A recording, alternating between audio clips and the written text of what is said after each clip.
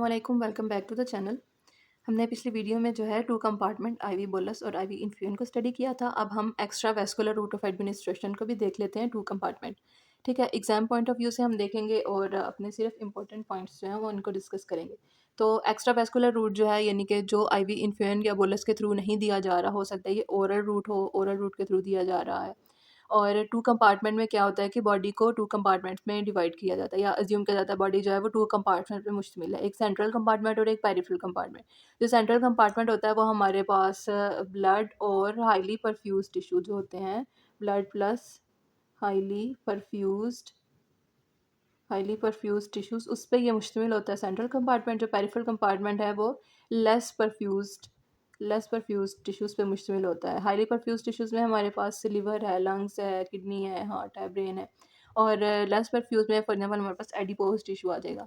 तो अगर हम इसको सेंट्रल कंपार्टमेंट या फर्स्ट कंपार्टमेंट या वन कंपार्टमेंट कंसीडर करें और इसको हम टू कंपार्टमेंट या पेरिफेरल कंपार्टमेंट कंसीडर करें, अब चूंकि ये एक्स्ट्रा वेस्कुलर है तो ड्रग पहले होगी एब्जॉर्ब, और वो एब्जॉर्ब होगी तो उसके लिए के ए एब्जॉर्प्शन रेट कांस्टेंट होगा। फिर ड्रग आएगी हमारे फर्स्ट कंपार्टमेंट में, और फर्स्ट कंपार्टमेंट से आगे वो डिस्ट्रीब्यूट होगी सेकंड कंपार्टमेंट में, जिसके लिए रेट कांस्टेंट होगा उसके पास 1 2, क्योंकि ड्रग 1 से 2 की तरफ जा रही है। और जो सेकंड कंपार्टमेंट्स है उससे ड्रग जो है फर्स्ट कंपार्टमेंट में वापस भी जा सकती है, जिसके लिए हम अभी 2 से 1 में मूव कर रही है तो रेट कांस्टेंट होगा K2 1। एलिमिनेशन जो है वो सिर्फ सेंट्रल कंपार्टमेंट से हो रही है, तो एलिमिनेशन उसको 1 से निकल रही है तो हम उसको K10 कह सकते हैं। इसका ग्राफ कुछ इस तरह से होगा कि ड्रग जो है वो उसकी कंसंट्रेशन वक्त के साथ साथ बढ़ती है, यानी अब्जॉर्ब हो रहा है। मैक्सिमम लेवल पे पहुंच रहा है, यहाँ पे इसकी होती है डिस्ट्रीब्यूशन, ये डिस्ट्रीब्यूशन फेज आ जाता है। डिस्ट्रीब्यूशन के बाद इसकी होती है एलिमिनेशन, यानी ये वाला जो है ये एब्जॉर्प्शन फेज है, एब्जॉर्प्शन हो रही है यहाँ पे। ठीक है, यहाँ पे क्या हो रही है, यहाँ पे हो रही है डिस्ट्रीब्यूशन। ठीक है, डिस्ट्रीब्यूशन। और यहाँ पे हो रही है एलिमिनेशन, या इसको हम जो है वो पोस्ट पोस्ट डिस्ट्रीब्यूशन भी कहते हैं। ठीक है, पोस्ट डिस्ट्रीब्यूशन भी कहते हैं, या यहाँ पे एलिमिनेशन हो रही है। एब्जॉर्प्शन के लिए हमारे पास रेट कांस्टेंट होता है कि ए, डिस्ट्रीब्यूशन के लिए है अल्फ़ा और एलिमिनेशन के लिए है बीटा। अजम्पशंस हम देख लेते हैं। अजम्पशंस वही वाली जो हमने टू कंपार्टमेंट मॉडल में देखी थी कि ये टू कंपार्टमेंट मॉडल को फॉलो करता है, यानी बॉडी एक्ट करती है as a whole two compartment, one is central compartment, other one is peripheral compartment. Central compartment consist of blood and highly perfused organs, and peripheral compartment is consisted of less perfused organs. ये points इस तरह से इसको लंबा खींच सकते हैं थोड़ा सा। एब्जॉर्प्शन जो है वो हो रही है फर्स्ट ऑर्डर काइनेटिक्स के थ्रू, यानी एब्जॉर्प्शन एलिमिनेशन सारी की सारी फर्स्ट ऑर्डर काइनेटिक्स के थ्रू हो रही है, यानी लीनियर फार्माकोकाइनेटिक्स है।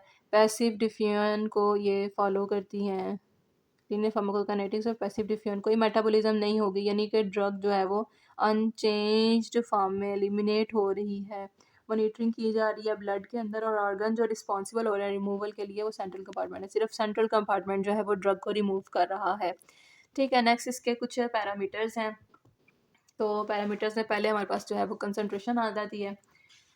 ठीक है, तो कंसंट्रेशन के लिए अब करने को तो बहुत बड़ा हम इसका जो है ना वो फार्मूला लिख सकते थे, लेकिन उसने थोड़ी कर्टसी कर ली हमारे साथ। किस तरह से उसने लिखा है जनाब, L E - alpha T plus M - beta T plus NE - Ka ठीक है, ये वाली एक्सप्रेशन जो है वो डिस्ट्रीब्यूशन के लिए, या एलिमिनेशन के लिए, या एब्जॉर्प्शन के लिए। ये डिस्ट्रीब्यूशन रेट कांस्टेंट है, ये एलिमिनेशन रेट कांस्टेंट है, या एब्जॉर्प्शन रेट कांस्टेंट है। ठीक है, अब उसमें सबसे पहले उसने जो है वो पोस्ट डिस्ट्रीब्यूशन रेट कांस्टेंट यानी कि एलिमिनेशन रेट कांस्टेंट को बताया हुआ है। अब चूंकि ग्राफ के अंदर ये वाला पोर्शन जो है वो एलिमिनेशन से मंसूब है, तो कहता है इसको ज़रा करें आप एक्स्ट्रापोलेट खुश होके। ठीक है, ये फेदरिंग टेक्निक इन तीनों को फाइंड करने में इस्तेमाल की हुई है। ठीक है, इसको जो एक्स्ट्रापोलेट किया, अब ये जो एक्स्ट्रापोलेटेड है यहाँ से लेकर यहाँ तक, इस पर कोई से भी दो पॉइंट्स ले लो, यहाँ से ले लो, यहाँ से ले लो, जहाँ से मर्जी ले लो।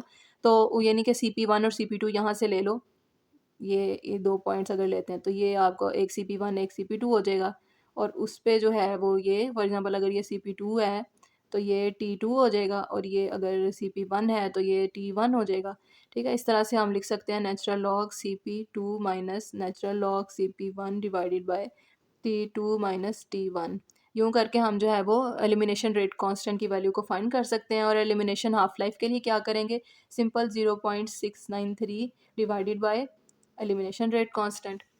ठीक है, यानी हमने क्या देखा कि एक्स्ट्रा वैस्कुलर जो यानी कि आईवी रूट के अलावा ओरल रूट के थ्रू दिया जा रहा है, टू कंपार्टमेंट यानी कि बॉडी जो है वो सेंट्रल और पेरिफेरल कंपार्टमेंट में मुश्तमिल है।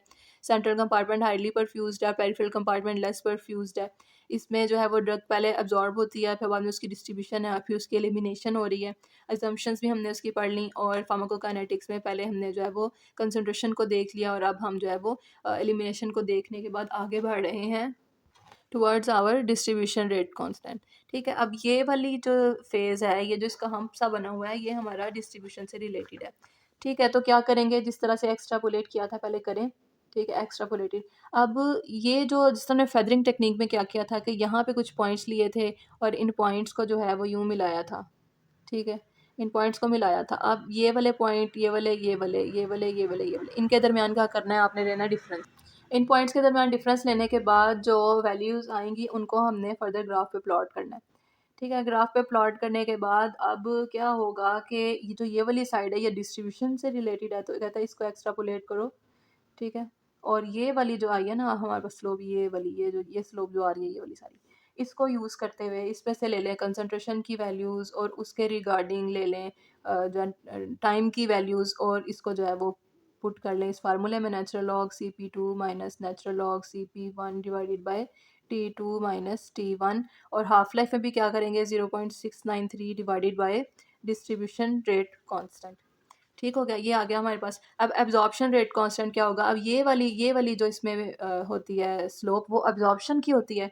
ठीक है, अगर हम इसको यूं करके ड्रा करें, ठीक है, ये तो खैर ज़्यादा ही उसका बेचारे का हम्प निकल आया, लेकिन ये वाली साइड क्या होती है, एब्जॉर्प्शन की होती है। कहता है इसको एक्स्ट्रापोलेट करो। एक्स्ट्रापोलेट करने के बाद अब आपने इधर इधर का हिसाब रखना है, ये वाले पॉइंट, ये वाले पॉइंट, ये वाले पॉइंट, और इससे इसके कोरस्पॉन्डिंग कौन सा पॉइंट है, इसके कोरस्पॉन्डिंग कौन सा पॉइंट है। ठीक है, इन पॉइंट्स के दरमियान आप लोग डिफरेंस, और डिफरेंस लेने के बाद जो है इसको ग्राफ प्लॉट करो। ठीक है, इस ग्राफ को प्लॉट करो, और जो ग्राफ आएगा हमारे पास उससे फिर आप जो है वो एब्जॉर्प्शन रेट कांस्टेंट फाइंड कर सकते हैं। मतलब ले लें आप कंसंट्रेशन की वैल्यू और उसके करस्पॉन्डिंग में टाइम की वैल्यूज़, तो उसे पुट करें natural log CP2 minus natural log CP1 divided by T2 minus T1। और इसी तरह से एब्जॉर्प्शन हाफ लाइफ को भी हम देखें तो 0.693 divided by absorption rate constant. ठीक है, इस तरह से हम उसकी हाफ लाइफ की वैल्यू भी निकाल सकते हैं। फिर हमारे पास इंटर कंपार्टमेंटल रेट कांस्टेंट्स हैं जो हमने पहले भी देखे, लेकिन इधर थोड़ी सी वैल्यूज़ थोड़ी सी जैसे इसकी थोड़ी डिफरेंट है। ठीक है, K21 है हमारे पास, K12 और K10, और इनके फार्मूले आप देख लेना इनको किस तरह से करना याद। अच्छा, पीछे जो है वो मेरे जहन से निकल गया कि ये जो करस्पॉन्डिंग हमारे पास ग्राफ्स है ना, फॉर एग्जांपल हमने ये जो ग्राफ देखा था, किसका देखा था, ये पोस्ट डिस्ट्रीब्यूशन का जो देखा था, तो ये जो वाई एक्सिस पे इसका इंटरसेप्ट आ रहा है ना, ये इंटरसेप्ट इसका m होगा। ठीक है, इंटरसेप्ट इसका जो है वो m होगा, पोस्ट डिस्ट्रीब्यूशन कोफिशिएंट। और इसी तरह से ये वाले जो ग्राफ थे, यहाँ पे अगर हम अल्फ़ा को देखें तो ये जिधर काट रहा है उसको l कहते हैं, डिस्ट्रीब्यूशन कोफिशिएंट। और जो k वाला है वो जहाँ जाके इंटरसेप्ट करेगा वो हमारे पास n कहलाएगा, यानी एब्जॉर्प्शन कोफिशिएंट। ठीक है, हाँ जी, तो हम बात कर रहे थे इंटर कंपार्टमेंटल रेट कांस्टेंट्स की, और उसके बाद वॉल्यूम ऑफ डिस्ट्रीब्यूशन का फार्मूला है जो आप इसका जो है ना ये सेंट्रल कंपार्टमेंट में और ये in the body volume of distribution का फार्मूला है। उम्मीद है आपको समझ आ गई होगी। मैंने एग्ज़ाम पॉइंट ऑफ व्यू से बहुत इंपॉर्टेंट चीज़ें निकाल के जो आपको एग्ज़ाम्स में आ सकती थी वो आपको एक्सप्लेन कर दी हैं। और अल्लाह पाक आपके हामी नासिर हों। जाने से पहले वीडियो को लाइक करना मत भूलिएगा, और चैनल को ज़रूर सब्सक्राइब करें। अपना ख्याल रखें। अल्लाह हाफिज़।